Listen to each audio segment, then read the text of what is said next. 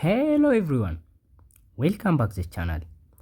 It's white to play and save the position. White can get a draw in this position, and white pawn is going forward in this direction and black's pawn is going downward to be promoted on the first rank. So if you'd like to pause and guess the move, as always, go ahead, pause the video and guess the move. Best of luck.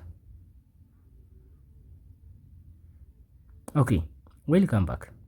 Here we can't push the pawn, otherwise we are going to lose the game really easily, because black will just play king to b7, stopping the pawn, and black will just push its own. So we can't make anything work. So black can even just take this, and black can't, we can't catch black's pawn. So we can't push the pawn, and that is not the correct move. And this is not the correct move. We are going to play king to g7. That is the first correct move, getting toward the pawn and getting toward our pawn. So it's a both threat.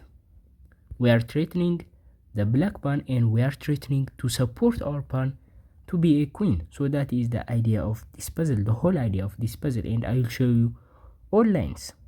For example, in this position, black will push its pawn, assuming this pawn is just close. One move can stop it, but we are going to play king to f6, and we are getting closer to the pawn, so the pawn has to be pushed in this position, but we are not going to the pawn from the beginning.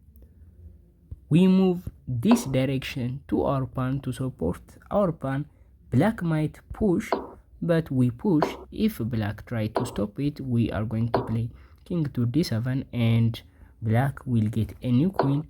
We are going to get a new queen as well, and this is just a dead draw. So this is the problem for black in this position.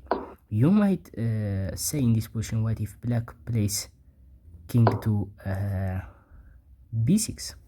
But again, we are going to play here, and it's basically the same thing. Black wastes a move, and we are going to get a queen as well. So that is the idea. But in this position, before we get closer to the pawn, what if black try to attack our pawn? So in this position, there is only a single way to secure the draw, otherwise it is going to be just losing for us. So if you would like to pause and guess the move on your own, go ahead, pause the video and guess the move.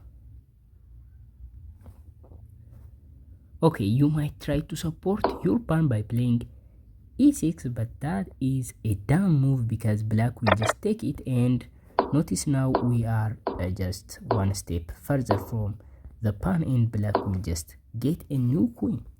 So this is not the solution. King to e6 is not the solution. We have to play king to e5. Again, we are creating both traits, right?